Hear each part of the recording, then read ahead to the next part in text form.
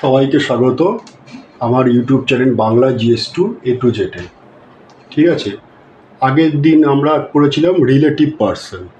তো সেখানে relative person সম্বন্ধে উদাহরণ দিয়ে সমস্তভাবে ডিটেল বলানো হয়েছিল যে রিলেটিভ পার্সন আমরা কাকে বলবো, আর কখন কখন রিলেটিভ পার্সন হলে সেইগুলো আমরা সাপ্লাই হলে সেগুলো জিএসটির আন্ডারে আসবে কিংবা আসবে না, সমস্ত ডিটেলে পড়ানো হচ্ছে। আজকে আমরা শিখব ডিস্টিংক্ট পার্সন সম্বন্ধে। এটা আন্ডার সেকশন 25 পড়ানো হয়েছে, ঠিক আছে, আন্ডার সেকশন CGST অ্যাক্টে। তো প্রথমে কি বলা হচ্ছে, ডিস্টিংক্ট পার্সন বলা হচ্ছে the establishment of a person with separate registration whether within same state or different state are considered as distinct person। মানে হচ্ছে ধরুন কোনো ব্যবসা রয়েছে এবং সেই পার্সনের আরও একটা ব্যবসা রয়েছে একই প্যান নাম্বারে, সেটা একই স্টেটের মধ্যে হতে পারে বা অন্য স্টেটের মধ্যেও হতে পারে, তাকে আমরা ডিস্টিংক্ট পার্সন বলবো। আর কি বলছে, person having registered establishment in a state has another establishment in a different state not necessary registered, this establishment R considered as establishment of distinct person. ঠিক আছে, আর বলা কিছু, ধরুন একটা কোনো পার্সনের কোনো ব্যবসা রয়েছে, সেই পার্সনের যদি আরও একটা ব্যবসা থাকে, সেই ব্যবসাগুলোর যে মালিক থাকে সে মালিককে ডিস্টিংক্ট পার্সন বলবে এবং ব্যবসাগুলোকেও হচ্ছে পারস্পরিক ডিস্টিংক্ট পার্সন হিসাবে বলা যাবে।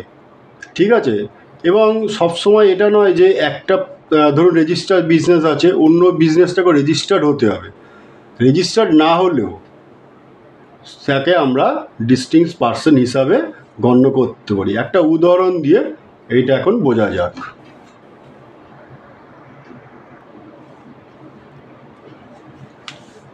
আমরা এখন দুটো উদাহরণ দিয়ে এই ডিস্টিংক্ট পার্সনটা আরও ভালো করে বুঝবো। দেখুন, বলেছে Suresh a chartered accountant has registered office in Delhi and also open a branch in Kolkata. তাহলে কি বলছে, সুরেশ একজন চার্টার্ড অ্যাকাউন্টেন্ট যার কিনা দিল্লিতে অফিস আছে এবং তার এখন ব্যবসা বেড়েছে এবং সে চায় এখন কলকাতাতেও তার নিজের একটা ব্রাঞ্চ খুলতে। তো সে ব্রাঞ্চ খুলেছে। এখানে সুরেশ একজন পার্সন যে ব্যবসা খুলেছে, চার্টার্ড অ্যাকাউন্টেন্ট ফার্ম, সেই ফার্ম হচ্ছে প্রপাইটারশিপ। তো সুরেশই এখানকার মালিক। তো সুরেশের প্যান কার্ডেই এই ব্যবসাটা খোলা হয়েছে এবং যখন কলকাতায় সে ব্রাঞ্চ অফিস খুলবে সেই সেম প্যান কার্ডেই খুলবে। ঠিক আছে, তো এখানে দেখুন, সুরেশের দিল্লির অফিস থেকে কলকাতার অফিসে কোনো যদি কিছু কাজ হয়, সাপ্লাই হয়, বা কলকাতা থেকে যদি দিল্লিতে কোনো কাজ হয় উইদাউট এনি কনসিডারেশন, এটা মাথায় রাখতে হবে, আমরা কী বলছি, উইদাউট এনি কনসিডারেশন, তাও আমরা তাকে জিএসটি আন্ডারে সাপ্লাই বলতে পারবো। তো ফার্স্ট কন্ডিশন কি থাকছে, ফার্স্ট কন্ডিশন থাকছে প্যান কার্ড সেম হতে হবে, প্যান কার্ড সেম হতে হয়। মানে এই যে দিল্লির যে চার্টার্ড অ্যাকাউন্টেন্ট ফার্মটা যে দিল্লিতে খোলা হয়েছিল আর কলকাতাতে যে খোলা হয়েছে, এই যাতে প্যান কার্ডটা ফার্মের সেম হয়। ঠিক আছে, যদি আলাদা প্যান কার্ড হয়ে যায় তাহলে কিন্তু সেটা আমরা তাকে ডিস্টিংক্ট পার্সন বলতে পারবো না এবং তাদের মধ্যে যে আদান প্রদান ঘটবে উইদাউট এনি কনসিডারেশন তাকে আমরা সাপ্লাই বলতে পারবো না। আরও একটা উদাহরণ দিয়ে আমরা এটা আরও ভালো করে বুঝতে পারবো। যেমন দেখুন, ঋষভ এন্টারপ্রাইজ, ঠিক আছে, ঋষভ এন্টারপ্রাইজ একটা রেজিস্টার্ড সাপ্লায়ার। কিসের ব্যবসা করে, এয়ার কন্ডিশন রেস্টুরেন্ট চালায় মহারাষ্ট্রে। সে এখন কি করলো, এটা যেমন আমরা সেম পড়েছিলাম সেম বিজনেস, সেটা অন্য ধরনের বিজনেস করছে। ঠিক আছে, লিকার বিজনেস ফর হিউম্যান কনজাম্পশনস, যাকে আমরা বাংলায় মদ বলি। তো এই লিকার বিজনেসে আমরা এর আগে পড়েছিলাম যে এর কোনো জিএসটি রেজিস্ট্রেশনের দরকার হয় না। কেন? কারণ এটা এক্সেমশন আছে বা এটা জিএসটি ফ্রি বিজনেস বলতে পারেন, তাই জন্য এর কি হচ্ছে, জিএসটি রেজিস্ট্রেশনের দরকার হয় না। তো এটা জিএসটি রেজিস্ট্রেশন যখন হয় না তাহলে এটা জিএসটির আন্ডারে নন ট্যাক্সেবল বা এক্সেমটেড আছে। তো তা সত্ত্বেও এই যে রেস্টুরেন্ট বা ঋষভ এন্টারপ্রাইজ ডিস্টিংস পার্সন, কেন ডিস্টিংস পার্সন? এই জন্যই যে ঋষভ এন্টারপ্রাইজের যে pan card, same pan card দিয়েই খোলা হয়েছে এই লিগার বিজনেসটাও। ঠিক আছে, কারণ আমরা জানি যখন কোনো আমরা বিজনেস করি তখন আমাদের প্রথমে কী করতে হয়, ট্রেড লাইসেন্স নিতে হয়। ট্রেড লাইসেন্স নিতে গেলে প্যান কার্ড একটা খুব নেসেসারি জিনিস। তো যখনই সেম প্যান কার্ড দিয়ে অন্য ধরনেরও বিজনেস করা হয় সেইটাকে বলা হয় ডিস্টিংস পার্সন। এবং ডিস্টিংস পার্সনের মধ্যে যে আদান প্রদান হবে উইদাউট এনি কনসিডারেশন, মানে কোনো পয়সার বিনিময় ছাড়াও, সেই সাপ্লাইটাকে আমরা জিএসটির আন্ডারে বলবো। এবং যে আদান প্রদান হবে, যে ব্যবসায় জিএসটি থাকবে, সেই ব্যবসা যদি অন্য ব্যবসাকে কোনো কিছু দেয় সেটাকে আমরা সেল হিসাবে গণ্য করব বা সাপ্লাই হিসাবে গণ্য করব।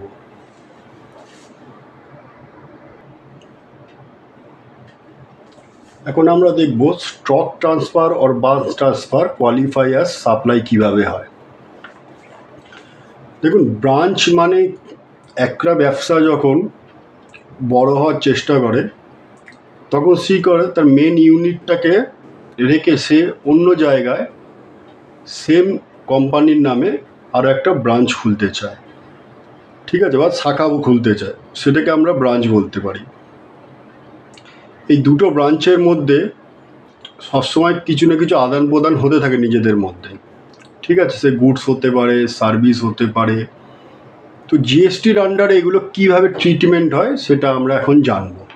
ঠিক আছে, আর এটা জানা খুব দরকার, কারণ আমরা যখন অ্যাকাউন্টিংটা পড়বো, অ্যাকাউন্টিং চ্যাপ্টারটা পড়বো, তখন দেখবেন এই কনসেপশনগুলো যে ক্লিয়ার থাকে আপনাদের, অ্যাকাউন্টসটা করতেও কত সুবিধা হবে। ঠিক আছে, তো দেখুন, তো এখানে লেখা আছে আমরা জানি একটা বিজনেসের যদি একাধিক ব্রাঞ্চ থাকে এবং তাহলে ব্রাঞ্চের মধ্যে গুডস অথবা সার্ভিস আদান প্রদান ঘটে কোনো কনসিডারেশন ছাড়াই। এই যে ওয়ার্ডটা কোনো কনসিডারেশন ছাড়া, এটা কিন্তু খুব ইম্পর্টেন্ট, এটা মনে রাখবেন যে একই ব্রাঞ্চের মধ্যে যখন কোনো আদান প্রদান ঘটবে, যদি কনসিডারেশন হয়ে যায় তাহলে তো অবশ্যই সেটা জিএসটির আন্ডারে সাপ্লাই বা বিক্রি হিসাবে ট্রিট হবে। কিন্তু আমরা এটা পড়ছি যে কনসিডারেশন ছাড়াও, মানে এই মনিটারি বা নন মনিটারি কোনো প্রকার কনসিডারেশন হবে না, তা সত্ত্বেও এগুলো আমরা সাপ্লাই, জিএসটি আন্ডারে সাপ্লাই আমরা কীভাবে বের করি। যতক্ষণ সাপ্লাই আমরা জানবো না জিএসটির আন্ডারে যে কোনগুলো সাপ্লাই আর কোনগুলো সাপ্লাই না, তাহলে আমরা কি করতে পারবো না, তাহলে আমরা অ্যাকচুয়ালি জিএসটি সেল বার করতে পারবো না কোনো কোম্পানির। আর সেল না বার করতে পারলে অ্যাকাউন্টসটা দাঁড়াবে না, আর অ্যাকাউন্টস না দাঁড়াতে পারলে আমাদের রিটার্ন হবে না, রিটার্ন না হলে অডিট হবে না। তো সব কিছুই কিন্তু থিওরি ক্লাসের ওপরে দাঁড়িয়ে আছে। এই যে থিওরি ক্লাসটা নেগলিজিবল নয়, থিওরিটা যদি ক্লিয়ার কনসেপ্ট থাকে তাহলে কিন্তু প্র্যাকটিক্যালটা খুব সোজা হয়ে যায়। আর যদি থিওরি নলেজ না থাকে, শুধু প্র্যাকটিক্যাল নলেজ থাকে, তাহলে অনেকটা হবে সেই ডেটা এন্ট্রির মতো, যে এটা হলে ওটা হয়, ওটা হলে ওটা হয়, কেন হয় আমরা জানি না। এবং যখন কোনো ওখান থেকে কোশ্চেন আসবে কিংবা প্র্যাকটিক্যাল ফিল্ডে যখন কাজ করবেন, একটু উল্টোভাবে দিয়ে দিলেই সেটা আর করা যাবে না।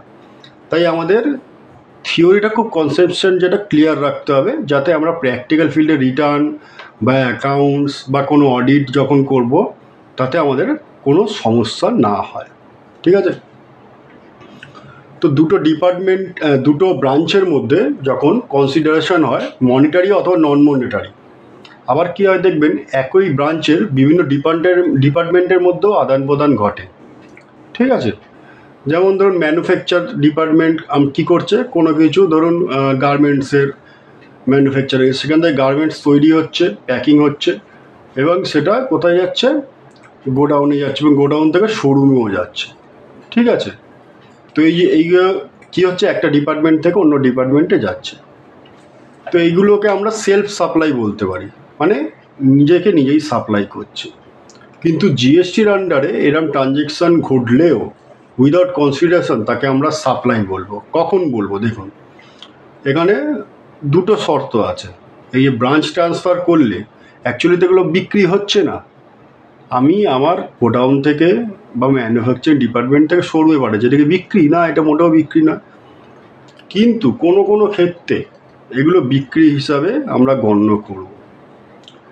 দুটো শর্ত আছে। প্রথম কথা, যদি লোকেশন আলাদা হয়, লোকেশন আলাদা হলে সেগুলো জিএসটি হবে, নিজেদের মধ্যে এরকম কোনো কথা নেই। কিন্তু এর আগে আমরা পড়েছিলাম যে একই পার্সনের যদি সেম থাকে প্যান নাম্বার, তাকে আমরা ডিস্টিংক্ট পার্সন বলবো, এবং সেগুলোর মধ্যে আদান প্রদান ঘটতে পারে, তখন তাকে সাপ্লাই বলবো। এখন যদি একই ডিপার্টমেন্টের মধ্যে আদান প্রদান ঘটে এবং যদি আলাদা জায়গা হয় ডিপার্টমেন্ট, এবং তাদের রেজিস্ট্রেশন নাম্বার মানে জিএসটি রেজিস্ট্রেশন নাম্বার যদি আলাদা হয়, তাহলে কিন্তু সেক্ষেত্রে আমরা সেটাকে সাপ্লাই বলবো, উইদাউট কনসিডারেশন যদি হয় তাও। ঠিক আছে, এগুলো আমরা এখন দুটো এক্সাম্পলের মাধ্যমে দেখব যে স্টক ট্রান্সফার বা ব্রাঞ্চ ট্রান্সফার কীভাবে ঘটে এবং এগুলোকে আমরা কীভাবে সাপ্লাইয়ের আন্ডারে আনি।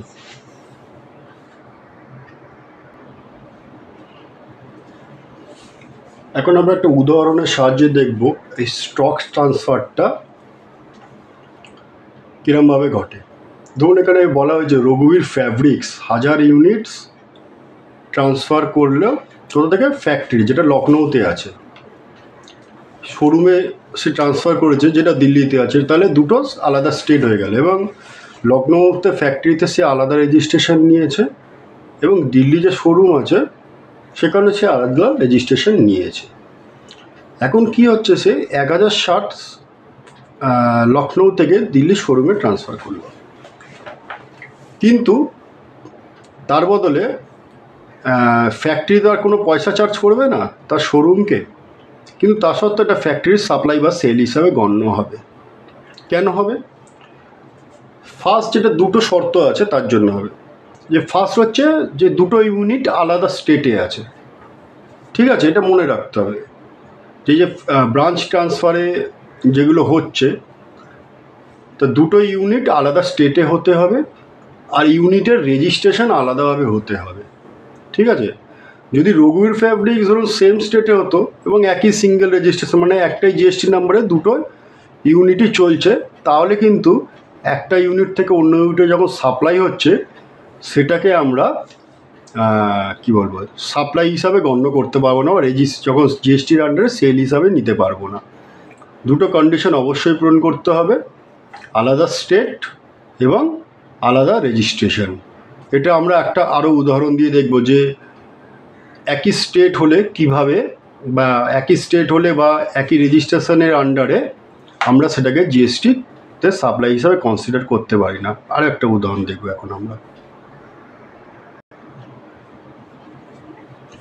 এখন আমরা একটা উদাহরণের সাহায্যে দেখছি এটা কি বলেছে। Raghubir fabrics transfer 1000 shirts from his factory in Lucknow to his retail showroom in Kanpur, এবং সেখান থেকে সে কী করবে, গুডসটা শার্টগুলো বিক্রি করবে।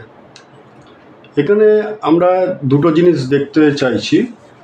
ফার্স্ট হচ্ছে ফ্যাক্টরি কোথায় আছে, লখনৌ, রিটেল শোরুম কোথায় আছে, কানপুর। তো দুটো কোথায় আছে এখানে, কানপুর শহর, লখনৌ শহর, দুটোই আছে ইউপিতে। UP, Uttar Pradesh, same state. এবং রঘুবীর ফ্যাব্রিক্স কী করেছে, ফ্যাক্টরি আর শোরুমের জন্য সে আলাদা কোনো রেজিস্ট্রেশন করেনি। সে কী করেছে, যখন রেজিস্ট্রেশন করেছে মানে জিএসটি রেজিস্ট্রেশনে যখন করেছে সে কী করেছে, তা ফ্যাক্টরিটাকে সে মেন বিজনেস দেখিয়েছে এবং যে শোরুমটা আছে সেটাকে সে অ্যাডিশনাল প্লেস অফ বিজনেস বলে দেখিয়েছে। এটা আমরা পড়বো যখন রেজিস্ট্রেশন চ্যাপ্টারে আসবো, পড়বো, এবং অনলাইনে এটা আমরা রেজিস্ট্রেশনটা করেও দেখাবো যে কীভাবে এটা additional place of business, main place of business সেগুলো করতে হয়। তো সেটা আমরা শিখবো রেজিস্ট্রেশন চ্যাপ্টারে। তো এখন এটা আপাতত জেনে রাখা যাক যে কেউ যদি চায় যে একই স্টেটের মধ্যে 4টে 5টা 6টা 10টা বা যতগুলো খুশি সেই রেজিস্ট্রেশন নিতে পারে, সেম প্যান নাম্বারে সেম রেজিস্ট্রেশন নাম্বার দিয়েই সে পুরো ব্যবসাটা করতে পারে, কিন্তু সেখানে একটা মেন প্লেস অফ বিজনেস থাকবে এবং বাদবাকিগুলো অ্যাডিশনাল প্লেস অফ বিজনেস বলে দেখানো হবে। ঠিক আছে, এই যে সেম রেজিস্ট্রেশনে সে কী করেছে, রঘুবীর ফ্যাব্রিক্স ফ্যাক্টরি থেকে তার শোরুমে পাঠিয়েছে, কিন্তু কোনো কনসিডারেশন করেনি। এই শোরুম থেকে শোরুমে মালটা যাচ্ছে, তার বদলে ফ্যাক্টরি কোনো চার্জ করেনি। তাই জন্য এটাকে আমরা সাপ্লাই বলতে পারবো না। কারণ এর আগে আমরা যে লজিকটা পড়েছিলাম যে সেম স্টেটে যদি একটাই রেজিস্ট্রেশন নিয়ে সাপ্লাই হয় তাদের ব্রাঞ্চের মধ্যে, সেগুলো জিএসটির আন্ডারে সাপ্লাই হিসাবে গণ্য হবে না। তাহলে এখানে দুটো পয়েন্ট আমরা জানলাম, এক হচ্ছে সেম স্টেট আর হচ্ছে নো সেপারেট রেজিস্ট্রেশন, তাই জন্য এটাকে আমরা সাপ্লাই বলতে পারবো না। তো আজকে এতটাই থাক। নেক্সট ক্লাসে আমরা আরও কিছু উদাহরণ দেবো এবং আরও কিছু জিএসটির আন্ডারে সাপ্লাই সম্বন্ধে শিখব আরও ভালোভাবে। নমস্কার।